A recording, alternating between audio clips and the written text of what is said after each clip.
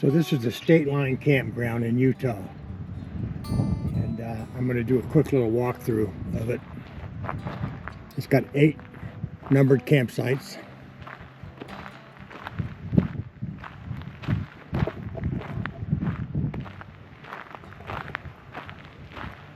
So this is number 1, and they all have gazebos, picnic tables, and fire pits. Somebody's got this one reserved. You can't reserve them, but you can come in and, take them. They're first come, first served orders. And they're free. They're 2 weeks, no charge. There is, like I said, a gazebo, pavilion, fire pit, picnic table, no power, no sewer, no water, and no garbage pickup. So you got to take out your own trash. So this is the site I'm in, number 2.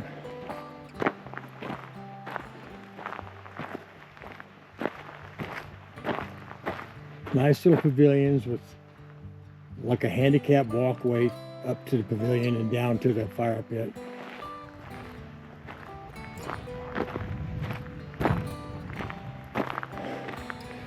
Quite a bit of space between each of them. This is number 3.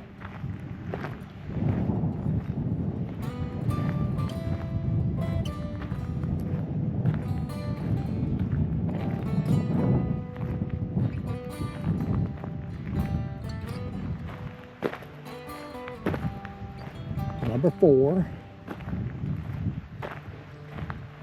has this nice little ramp going up and over to it. And then on the other side out to the fire pit. But this is a pull in.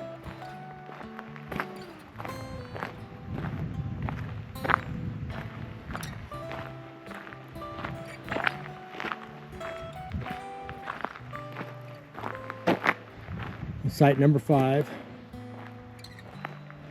It's a little bit short. If you're going to put a trailer in here, it's kind of a short one.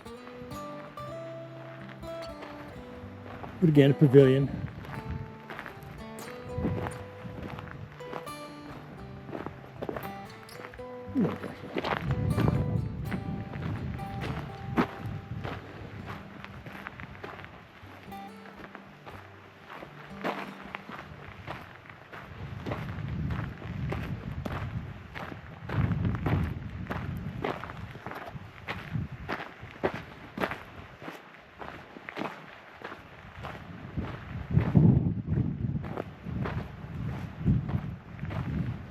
Number 6, again, it's a kind of a pull-up thing. You couldn't back a trailer into it.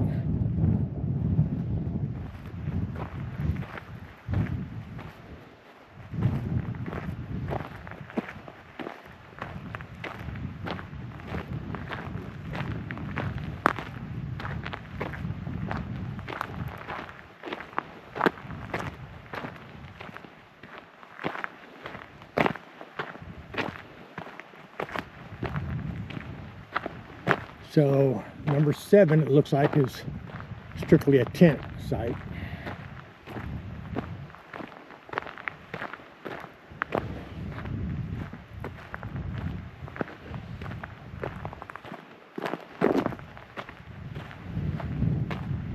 Wow, yeah.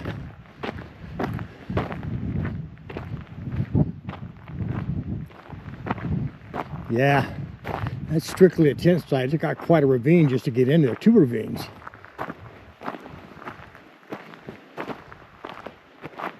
Huh.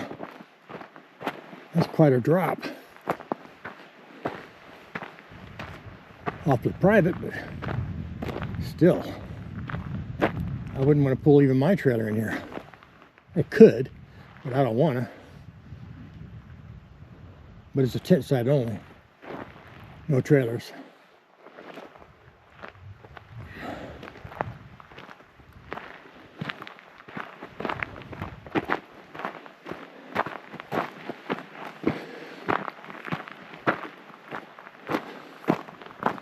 That's site number 8 over there.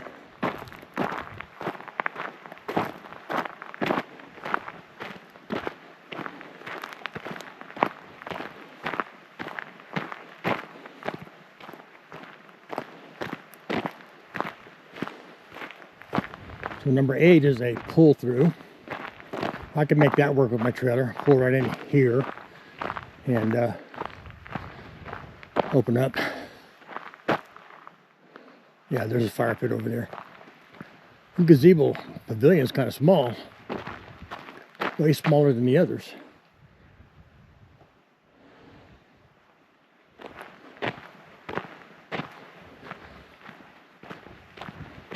I am the only one here at the moment, other than the people that have got their space picked out down there in number 1.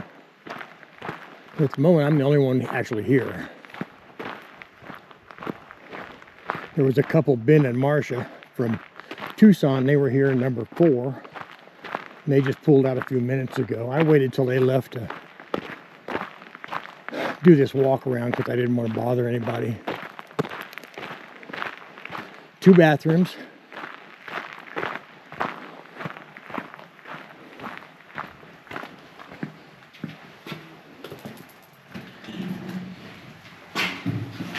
Nice clean bathrooms.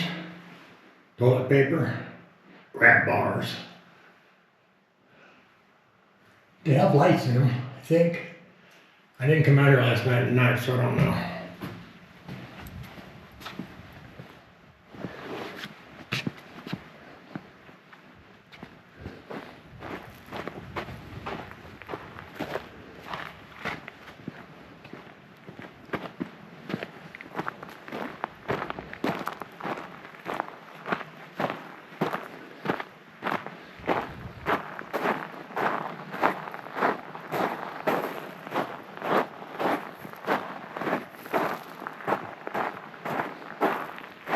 So this is also the northern terminus of the Arizona Scenic Trail.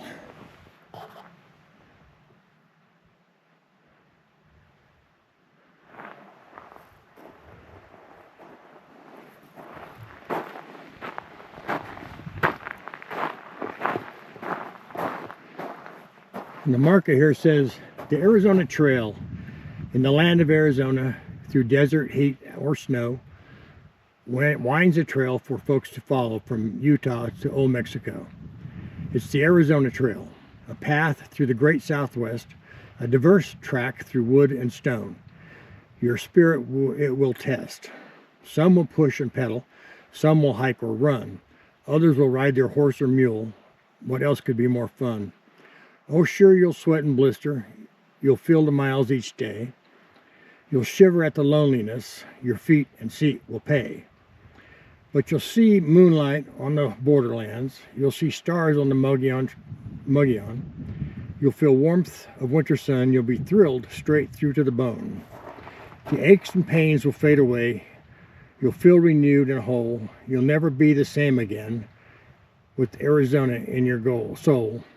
Along the Arizona Trail, a reverence and peace you'll know through deserts, canyons, and mountains from Utah to Old Mexico by Dale R.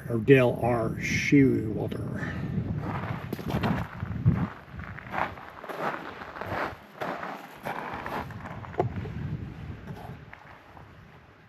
Northern terminus of the Arizona Trail, National Scenic Trail, Arizona to Utah border, Department of the Interior, Bureau of Land Management, Arizona Strip Field Office, and designated a National Scenic Trail by Congress March 30th of 2009.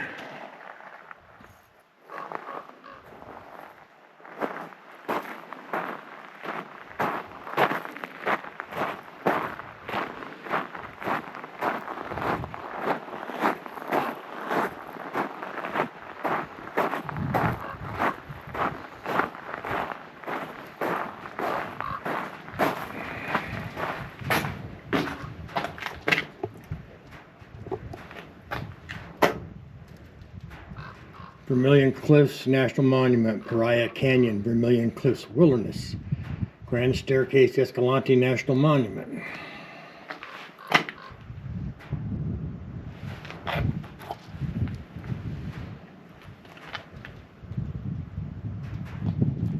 Hit the trail, the Arizona Trail. 800 miles to the Mexican border. The Buckskin Mountain Passage managed by the Bureau of Land Management, comprises the first 12 miles of the route.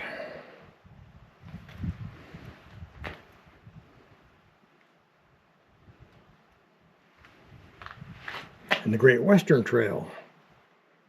Not just one trail, but rather a collection of connected roads and trails designed to serve many types of trail users.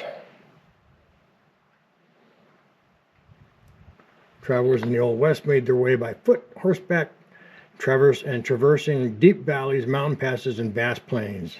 And so it is today along the Great Western Trail, as the magic of the romance of Old West unfolds along 4,000 miles of Mexico to Canada. That's a long ways.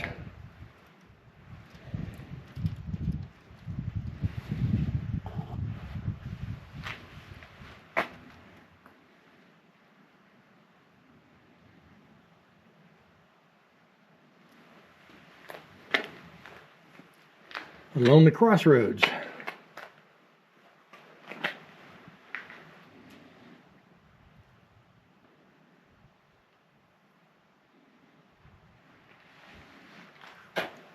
Native Americans. People lived in this area more than 11,000 years ago. Earliest inhabitants were small bands of nomadic people who hunted game and gathered a wide array of wild plant foods. People farmed here 1,500 years ago. These farmers, known as Anasazi or ancestral Puebloan people, built small homes and villages of stone and clay and made elaborate pottery. Their lifestyle continued until around 800 years ago. 1776, a few miles south of here, a group of Spanish explorers led by Dominican priest Father Dominiquez and Escalante became the first known Europeans to pass through this area, now called House Rock Valley. So I guess that whole area I came in on was House Rock Valley. Having abandoned their attempt to establish a trade route between New Mexico and California, and low on food, the men were hurrying back to Santa Fe. The group encountered Paiute people hunting and gathering piñon nuts on the western slopes of the Kaibab Plateau and shared a meal with the tribal members. Mormons. Mission of the Church of Jesus Christ of Latter-day Saints, or Mormons, led by Jacob Hamblin, passed by the Vermilion Cliffs in the 1860s on their way to Hopi villages in Arizona. In 1872, Mormon pioneer John D. Lee settled at Lee's Ferry on the Colorado River at the mouth of the Paria Canyon. Other homesteads soon followed.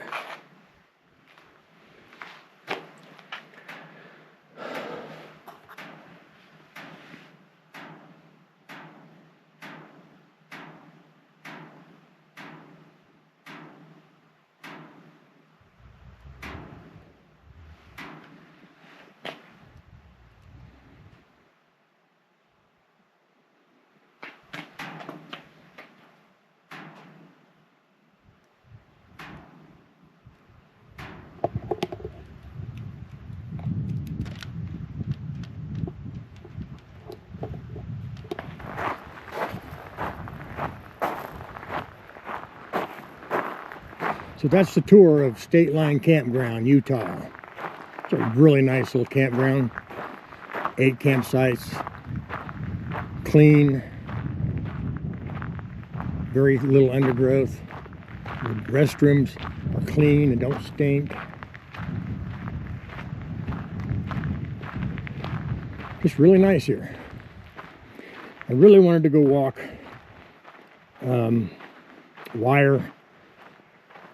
Wire Pass, but it's really crowded and they charge for it. And I'm cheap and I didn't want to get into a crowd, so probably won't do that. I may pack up tomorrow, Tuesday, and go maybe back up to Cottonwood Canyon, and go hike the Hoodoo Trail, or maybe I'll just go on down towards Page, stop at the Paria Trailhead and camp there one night. This is my trailer.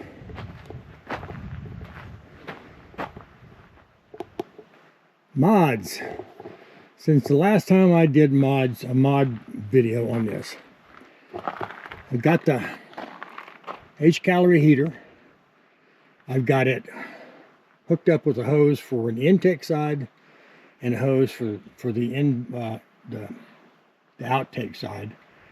In other words, this sucks warm air out of the cabin and reheats it and sends it back out there and then sends it back into the cabin. I have added one more OVS box up there.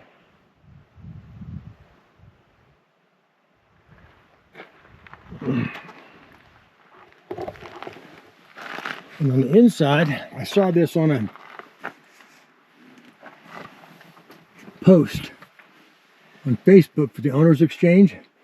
I added a 1/2-inch black steel pipe across the top. It's connected to the sidewalls with two, one at each end, floor flanges. And those floor flanges just happen, the bolt pattern happens to match the bolt pattern on the brackets for the outside awning or the outside rack rails. And then I sanded it down completely to bare metal and painted it with Rust-Oleum hammered black. I also rebuilt the galley area. I've now got it built into an L shape.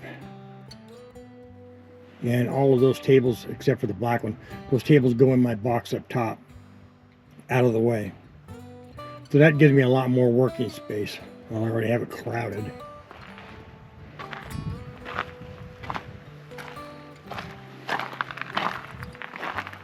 And here, I added a 110 outlet, so I can plug in my Starlink, and the H-calorie needs 110, so I can plug either one of those into that. I probably showed you the Starlink before. I still got it on the $5 a month plan for unlimited data, but it's really slow. So the OVS boxes are 49 inches long on the outside, 19 inches wide on the inside, or on the 48 inches long and 19 inches wide. On the inside, because they're structurally designed, there's a lot less space. I think it's 13 by 41. And they have 3 metal locks on it, and then 6 tie down spots, which is what I'm using to tie it down. And I'll have that tied to this rack. This rack gave me a lot of trouble. It came with a funky little system that kept vibrating loose, and I finally wound up getting rid of that and putting double washers or double nuts on it, and a bit large washer, and put that spacer in there so it's not crunching it when I tighten it down. And it held really good on this last trip, this 20-mile trip. I went up to Kaibab last week to camp. It was just too muddy, but by the time I got home, all but one of these bolts had shaken loose, and the rack was really about to come off. That's why I had to redo it.